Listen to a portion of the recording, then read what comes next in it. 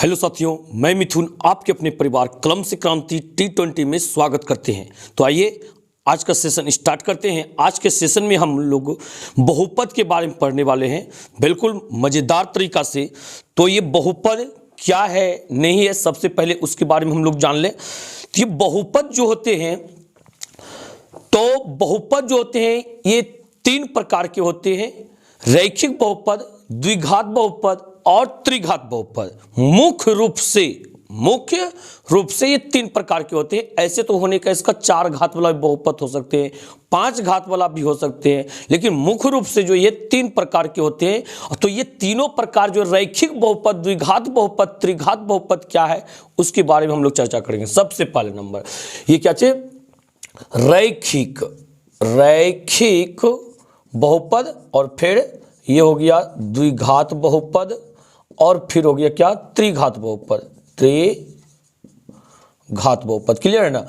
तो इससे इन तीनों चीजों के जानने से पहले हम लोग समझ लेंगे बहुपद किसे कहते हैं। तो आपके एग्जाम में एक नंबर यदि आपको फिक्स करना है तो इसके बारे में अवश्य जाने बहुपद किसे कहते हैं, जो कि आपके एग्जाम में रहने वाला है। निम्नलिखित में से कौन बहुपद है? चार ऑप्शन रहेगा, उसमें ढूंढना होगा आपको आखिर बहुपद कौन है, या रहेगा कौन बहुपद नहीं है। तो देखिए, बहुपद के लिए यदि बताएं कि कौन सा बहुपद होगा, तो आप सीधे चल जाइएगा कहां? घात पर। कहां पर? घात जिसका कोई प्राकृत संख्या, धनात्मक प्राकृत संख्या रहेगा, यदि घात क्या रहेगा? कोई धनात्मक प्राकृत संख्या, तो वो बहुपद होगा। और बहुपद कौन नहीं होगा उसके लिए भी हम बता दें, यदि कोई ऋणात्मक प्राकृत संख्या है, या तो भिन्न संख्या है, या चर आपका अंडर रूट में है, तो वह आपका बहुपद नहीं होगा। बात समझे ना? जैसे देखिए आपका यहां पे जैसे रहेगा 5x² प्लस 6x प्लस 9, यह बहुपद है क्या? हाँ है, क्योंकि घात के बारे में बोले ना, कोई धनात्मक यानी घात जो होना चाहिए प्लस में होना चाहिए, और एक प्राकृत संख्या होना चाहिए, यह पूर्ण संख्या, ये होना चाहिए क्या? पूर्ण संख्या होना चाहिए। ठीक है ना? कौन? उसका पावर। तो पावर जो कहने मतलब देखिए, घात किसको कहते हैं? चर पर पावर, जो जैसे ये x पर पावर 2 है, इसका घात 2 हुआ इस पद का, ये इस पर कुछ नहीं है पावर, तो एक तो है ना, इसका घात 1 हुआ, इस पर चर भी नहीं है, तो इसका घात कितना माना जाएगा? 0 माना जाएगा। यानी कि 2 हुआ, 1 हुआ और 0 हुआ, सबका सब एक पूर्ण संख्या है। क्या है? एक पूर्ण संख्या है। तो इसको क्या कहेंगे? हम बहुपद कहेंगे। क्या बहुपद है?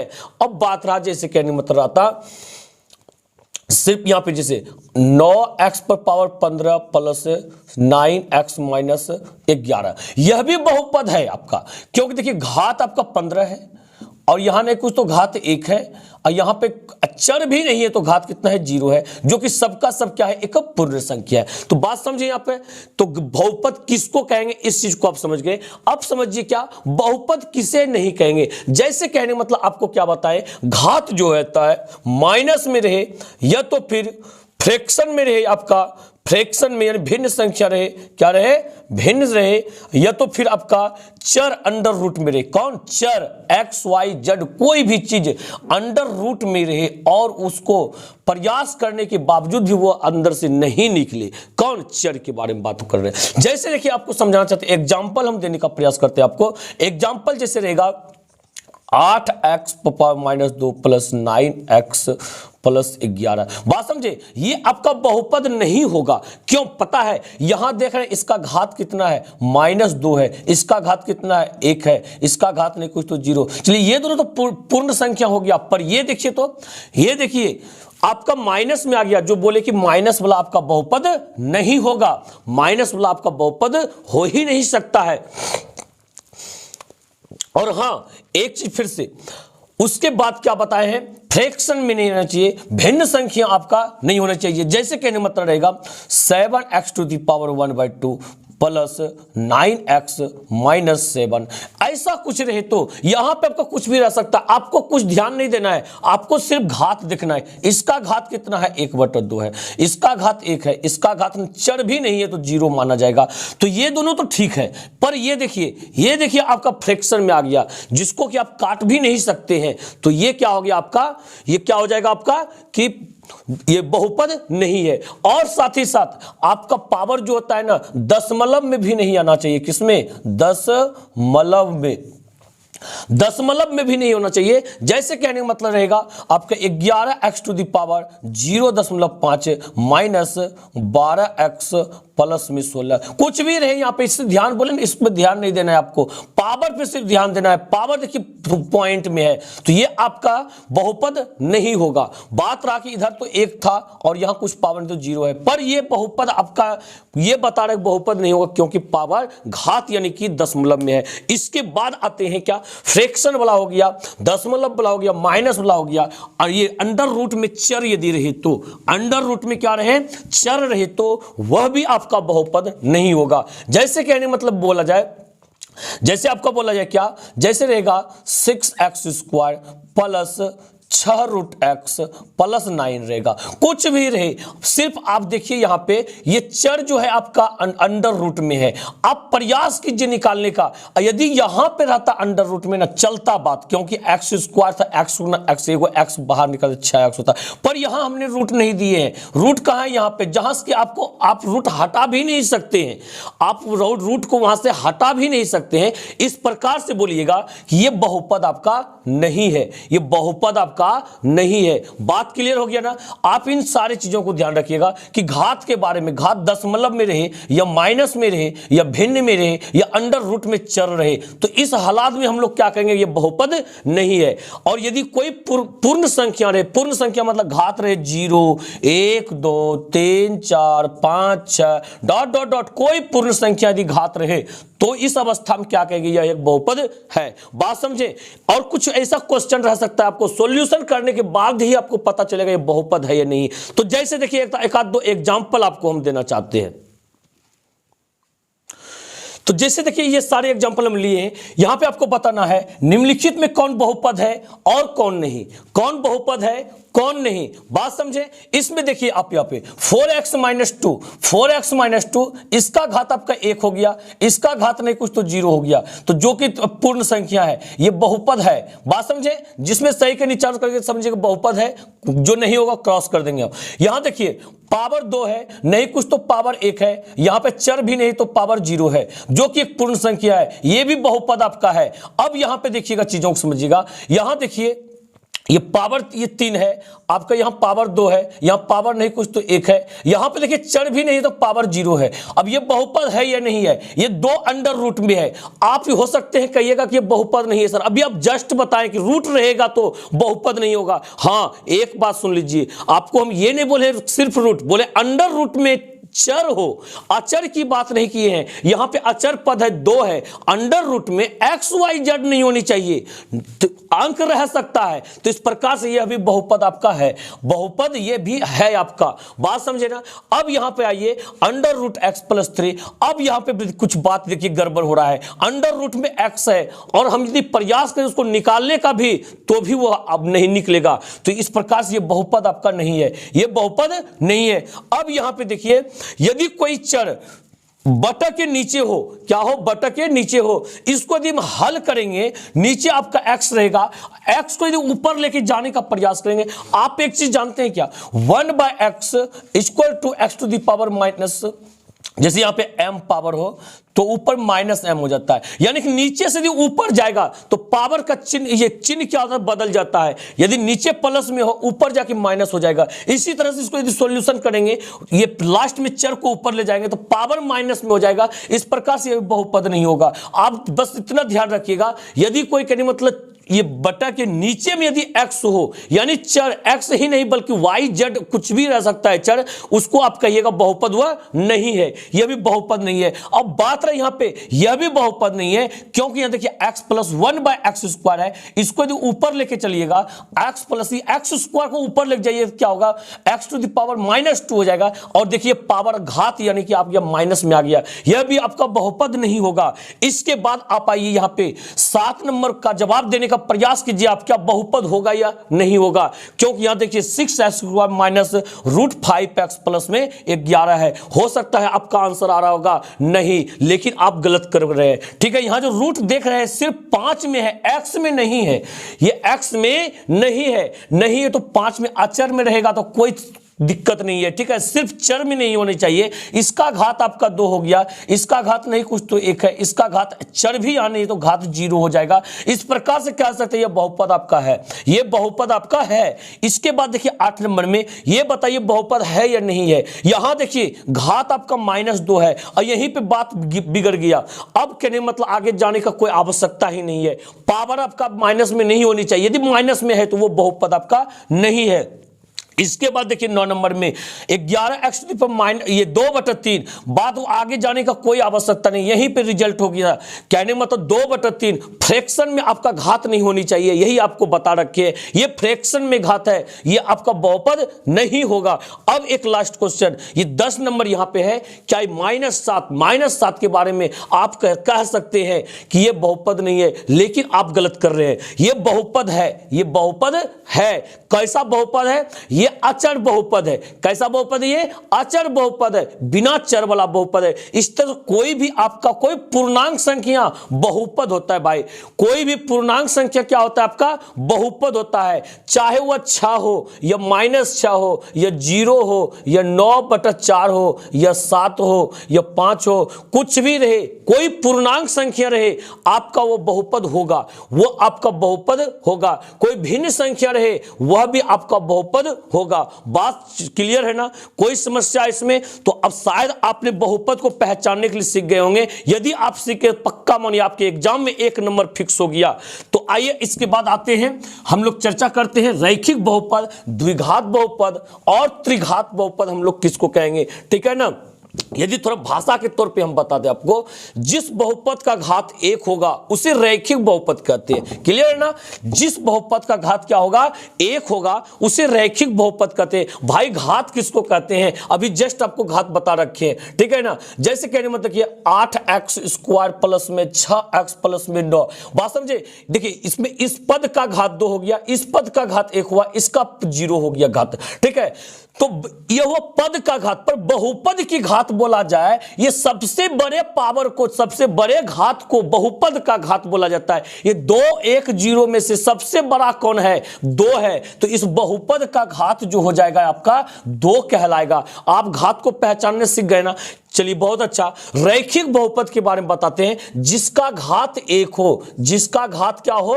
1 हो, रैखिक बहुपद कहते हैं। और जिसका घात 2 हो उसे द्विघात बहुपद कहते हैं। इस प्रकार से आप देख पा रहे हैं, इसका घात 2 है तो द्विघात बहुपद हो जाएगा। और जिसका घात 3 हो वो क्या कहलाएगा आपका? वो त्रिघात बहुपद कहलाएगा। बात क्लियर है ना? इसके बाद देखिए आपको इस सारे तीनों का आपको सामान्य सूत्र देते हैं। सामान्य सूत्र देखिएगा,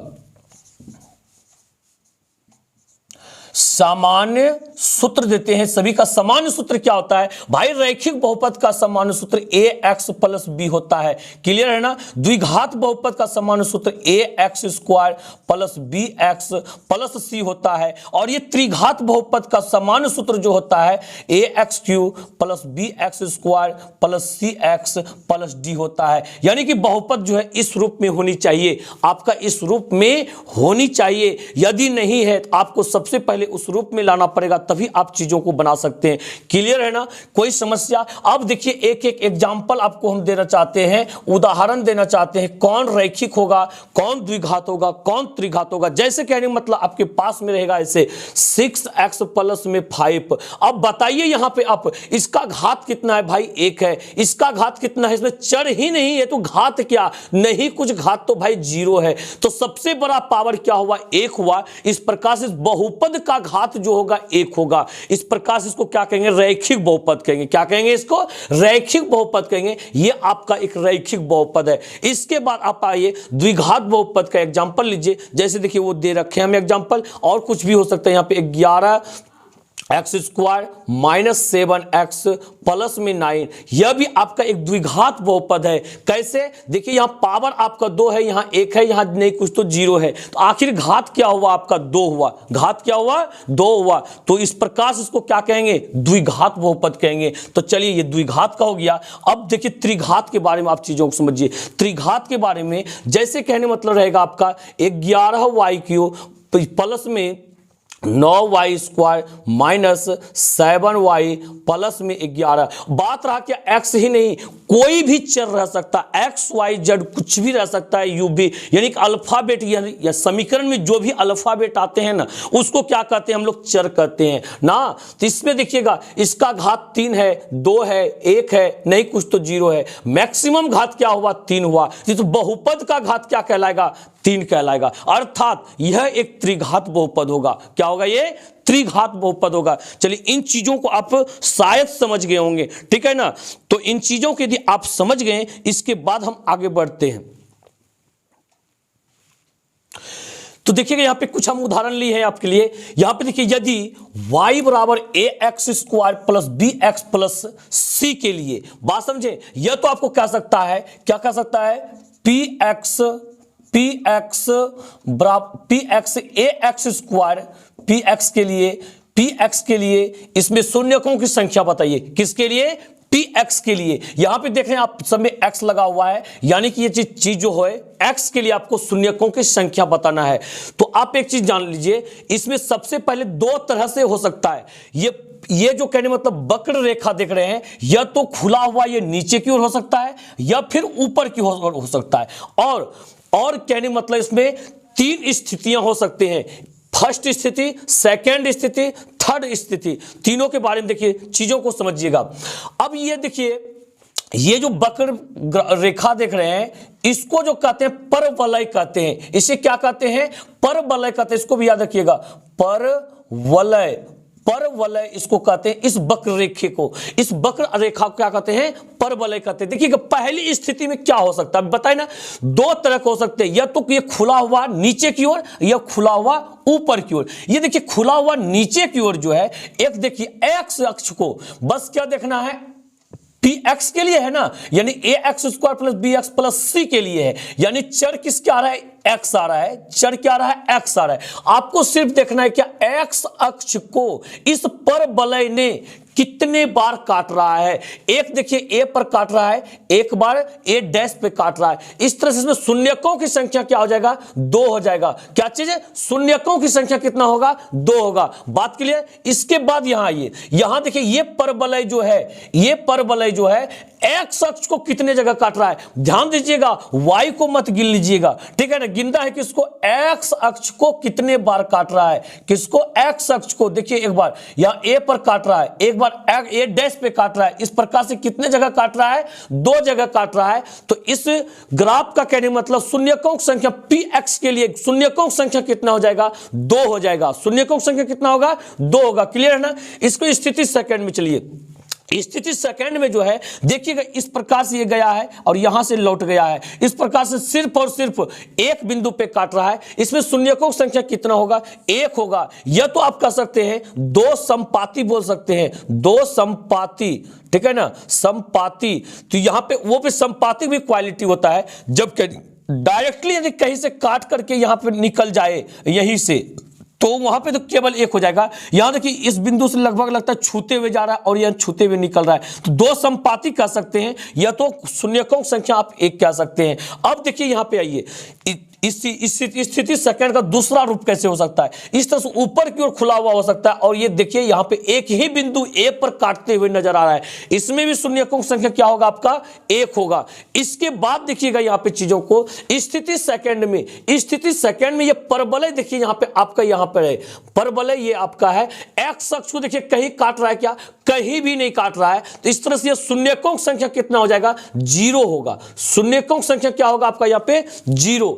इसके बाद यहां देखिए आपका ऐसा भी हो सकता है परवलय, तो यहां देखिए कि एक्स अक्ष को कितने जगह काट रहा है? कहीं भी नहीं काट रहा है। तो शून्यकों की संख्या क्या होगा आपका? यहां पे 0 होगा। क्या होगा?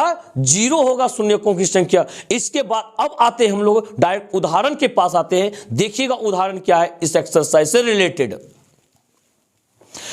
तो देखिएगा उदाहरण नंबर फर्स्ट, उदाहरण नंबर इसमें एक ही उदाहरण है। क्या कह रहे हैं यहां पे, नीचे की आकृति 2.9 में ग्राफों को देखिए, प्रत्येक आकृति y बराबर px यानी px के लिए बताना है, जहां px एक बहुपद है का ग्राफ है, ग्राफों से प्रत्येक के लिए px के शून्यकों की संख्या ज्ञात कीजिए, शून्यकों की संख्या ज्ञात कीजिए। तो देखिएगा पहला चित्र आप देख पा रहे होंगे, ऐसा ही है चित्र। ये देखिएगा यहां पे x अक्ष को कितने जगह काट रहा है, एक जगह, शून्यकों की संख्या क्या होगा, एक हो जाएगा।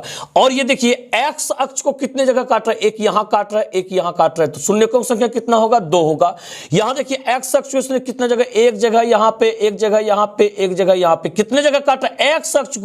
ध्यान से बार बार आपको बोल रहे हैं, x अक्ष को ही देखना है, ये y अक्ष को नहीं देखिएगा। 1 2 3 जगह काट रहा है, शून्यकों की संख्या 3 हो जाएगा। इसके बाद देखिएगा ये x अक्ष को कितने जगह काट रहा है, सिर्फ और केवल एक जगह काट रहा है, शून्यकों की संख्या आपका 1 हो जाएगा। इसके बाकी 2 चित्र को देखिए। तो देखिए ये 5 नंबर में क्या है, 5 नंबर में आपका ये वलय जो है x अक्ष को कितने जगह काट रहा है, एक जगह, इसलिए शून्यकों की संख्या 1 होगा। ये 5 6 नंबर में ये जो वलय है ये कितने जगह काट रहा है, 1 2 3 4 जगह, तो शून्यकों की संख्या क्या हो जाएगा आपका, 4 होगा। क्लियर है। अब लगाते हैं हम लोग एक्सरसाइज। बस एक्सरसाइज में भी इसी प्रकार का मजा आने वाला है, आपको कोई तरह का कोई समस्या नहीं होगा।